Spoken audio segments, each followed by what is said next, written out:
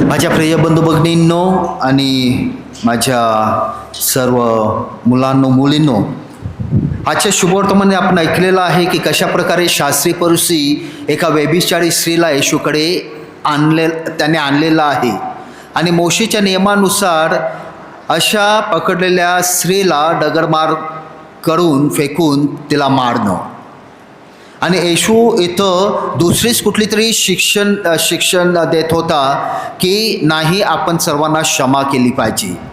आणि म्हणून मोशेचा नियम आणि येशू ख्रिस्त आता काय सांगत आहे, इथं येशू ख्रिस्ताला पकडण्यासाठी त्या व्यभिचारी स्त्रीला त्यांनी तिथं आणलं होतं की मोशेच्या नियमाविरुद्ध येशू जातो की नाही ते पाहण्यासाठी.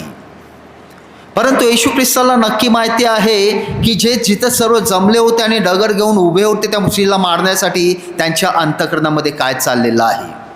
आणि म्हणून फक्त एकच प्रश्न करतोय त्यांना किंवा एकच सांगतो की आपल्यातले जे निष्पाप आहेत, म्हणजे ज्यांनी एकही पाप केलं नसेल, त्यांनी अगोदर डगर फेकावा. आणि मग आपल्याला सांगितलं जात आहे की सर्वांनी जे वडीलधारे होते पासून सर्वांनी डगर जमिनीवर फेकली आणि ते एक एक करून सर्व निघून गेले.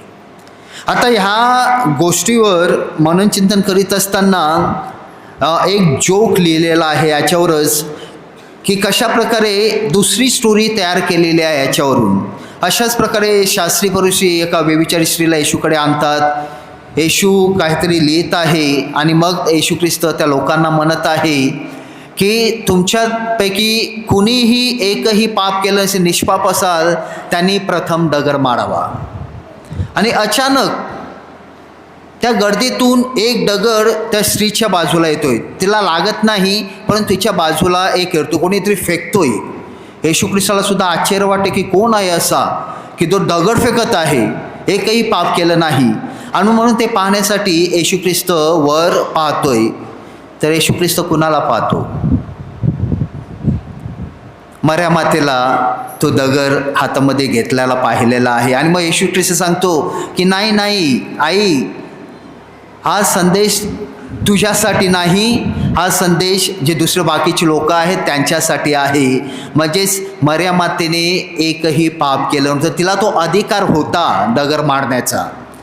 परंतु आपल्याला सर्वांना माहिती आहे की मर्या माता ही किती प्रेमळ आहे, किती दयाळू आहे आणि कुणावरही डगर फेकणारे आपल्याला सुद्धा माहिती आहे.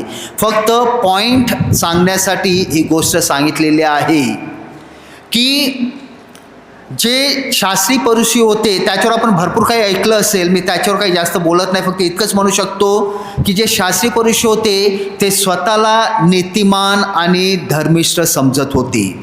म्हणजे माझ्यापेक्षा नीतिमान कुणी नाही. ती व्यभिचारी स्त्री आहे, ती पापी आहे आणि तिला मारलंच पाहिजे, मी एकदम नीतिमान आहे. आणि जर का त्या प्रकारची वृत्ती आपली असेल, त्या प्रकारचा दृष्टिकोन जर का आपला असेल, तर मी या घटकेस सांगू शकतो की आपले तारण होणारच नाही. आणि यालाच उदाहरण द्यायचं म्हणजे आपण शाळेमध्ये मी कार्यरत आहे तिथं, आणि कुठल्याही मुलाने किंवा मुलीने चुकी केली तर सर्वात प्रथम काय म्हणतात, मुलांनी मुली चुकी केल्यानंतर पकडल्यानंतर जे शिक्षक आहेत त्यांना माहिती असेल काय म्हणतात ते. मी ते केलंच नाही, मी कधी करतच नाही, त्या मुलाने केलेलं आहे, त्या मुलीने केलेलं आहे, आपली चुकी मान्यच करत नाही. इतकंच नाही, त्यांचे पालक येतात ऑफिसमध्ये, माझा मुलगा हा करूच शकत नाही, शक्यच नाही, कधी करतच नाही. आता तुम्ही सांगा, जर का अशी वृत्ती असेल, चुकी करूनही जे मान्य करत नसेल, त्या विद्यार्थ्यांचं आणि त्या पालकांची प्रगती होऊ शकते का? बिलकुल नाही, प्रगती बिलकुल होऊ शकत नाही. ह्याच प्रकारे हे शास्त्री परुषी आहेत, त्यांना कधीही तारण प्राप्ती मिळणार नाही. आणि म्हणून सांगितलं मी त्याच्यावर जास्त काही बोलणार नाही, परंतु ती व्यभिचारी स्त्री आहे त्याच्यावर आज आपण थोडं मननचिंतन करणार आहोत. थोडक्यात त्या स्त्रीला पकडून आणलेलं आहे, तिला सुद्धा माहिती आहे की तिने पाप केलेला आहे. आणि म्हणून ती सुद्धा आपली नजर आहे की डोका ती खाली टाकून येशू ख्रिस्ताच्या समोर आहे. येशू ख्रिस्ताला ती डिफेंड करत नाही येशू ख्रिस्ताकडे की मी काहीच केलं नाही, ते नाही, की माझ्याबरोबर तो पुरुष पण होता, त्या पुरुषाला का नाही, मलाच का. ती स्त्रीबाई काही म्हणत नाही. फक्त तिला माहिती आहे की तिने पाप केलेलं आहे आणि येशू ख्रिस्तासमोर ती तिथं बसलेली आहे. आणि सर्व गेल्यानंतर येशू ख्रिस्त तिला विचारत आहे, तुला दोष देणारे कुठं आहेत, कोणी दोष दिला का. मग त्याच्यानंतरच ती स्त्री बोलत आहे. त्याच्या गोष्टीने काही बोललेलं नाही की कोणी नाही. आणि येशू ख्रिस्त तिथं स्पष्टपणे सांगत आहे त्या स्त्रीला की मी तुला दोष देत नाही, पण याच्यापुढे पाप करू नकोस. आपण सर्वजण त्या स्त्रीप्रमाणे आहोत. आपल्यापैकी आहे का इथं कोणीतरी ज्याने एकही पाप केलं नाही. 2000 वर्षाअगोदर येशू ख्रिस्ताने म्हटलं होतं की निष्पाप आहे त्याने डगर मारा. मी आज तुमच्यासमोर बोलत आहे, तर आपण एकही पाप केलं नसेल, निष्पाप असाल तर तुमच्या चपला काढा आणि माझ्यावर फेका. आहे का कोणी? कोणीच नसणार. म्हणजेच आपण त्या स्त्रीप्रमाणे आहोत. आपणही पापी आहोत, पाप केलेला आहे. परंतु जेव्हा आपला ॲटिट्यूड किंवा आपली वृत्ती ही ते शास्त्री पुरुषांसारखी होते की मी काही पाप करत नाही, तो माझ्यापेक्षा जास्त पापी आहे, ती माझ्यापेक्षा पापी आहे, मी जास्त नीतिमान आहे, आपले तारण कधी होणार नाही. पण जेव्हा आपण त्या स्त्रीप्रमाणे वागणार की आपल्याला त्याची जाणीव आहे की मी पाप केलेला आहे आणि मी येशू ख्रिस्तासमोर आता उभा किंवा उभी आहे, क्षमेच्या या हेतूने ते अंत करून घेऊन मी येशू ख्रिस्ताकडे आलेलो आहे आणि येशू ख्रिस्त आपल्या प्रत्येकाला क्षमा करत आहे. तो कधीही आपल्याला दोष देत नाही. माझ्या प्रिय मुलींनो ऐकून घ्या की येशू ख्रिस्त आपल्याला कधीही दोष देत नाही. आपण किती मोठं पाप केलं, किती चुका केल्यात, येशू ख्रिस्त कधीही दोष देत नाही. तो आपल्याला नेहमी क्षमा करतोच आणि आपल्यावर प्रेम करतोच. फक्त एकच की आपल्या चुका आणि आपण जी पापं केलेल्या आहेत ते मान्य करण्याचं धैर्य, करेज असायला हवं की मी पाप केलेलं आहे, मी चूक केलेली आहे आणि त्या अंतःकरणाने मी येशूकडे आलेली आहे आणि येशू ख्रिस्त आपल्याला क्षमा करणारच. आणि जेव्हा येशू ख्रिस्त आपल्याला क्षमा करतो तेव्हा आपले तारण 100% आहेच.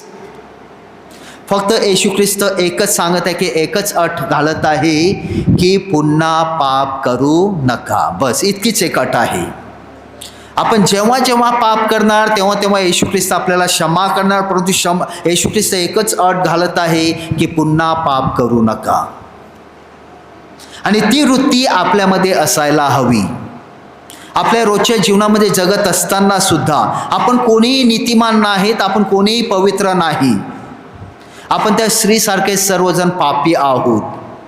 परंतु आपण त्या स्त्रीप्रमाणे, व्यभिचारी जी स्त्री पकडलेली होती तिच्याप्रमाणे आपल्या चुका, आपली जी पापं आहेत ती मान्य करतो का, स्वीकारतो का. आणि त्या पापी अंतःकरणाने प्रभू येशू ख्रिस्ताकडे क्षमेची याचना करतो का. आणि जेव्हा आपण त्या क्षमेची याचना करतो तेव्हा प्रभू येशू ख्रिस्त फक्त आपल्याला क्षमा करत नाही तर त्याचा आशीर्वाद आणि त्याची कृपा आपल्याला तो देत असतो. आणि याच्यापुढे पाप न करण्यासाठी तो आपल्याला मार्गदर्शन देत असतो, प्रोत्साहन देत असतो, शक्ती सामर्थ्य देत असतो. आणि हेच आपलं ख्रिस्तीय जीवन आहे माझ्या प्रिय बंधू भगिनींनो. आणि हे या प्रकारचे जीवन जगण्यासाठी येशू ख्रिस्त आपल्या प्रत्येकाला बोलावित आहे. आपण त्या प्रकारचे जीवन जगण्यासाठी तयार आहोत का. आपण कसल्या प्रकारचे व्यक्ती आहोत आपल्या जीवनामध्ये. शास्त्रीय पुरुषांसारखे स्वतःला नीतिमान समजणारे की त्या स्त्रीसारखे स्वतःला पापी समजणारे आणि क्षमेची याचना करणारे. प्रार्थना करा की आपलं जीवन त्या स्त्रीप्रमाणे असावं. म्हणजेच जेव्हा येशू ख्रिस्ताला भेटल्यानंतरचं क्षमेची याचना करणारे, अंत करणारे, क्षमा मागणारे, दुसऱ्यांना क्षमा करणारे आणि ह्यापुढे जीवनामध्ये पाप चूक न करता येशू ख्रिस्ताने शिकवलेल्या शिकवणीप्रमाणे वागण्यासाठी विशेष प्रार्थना आणि कृपा मागूया.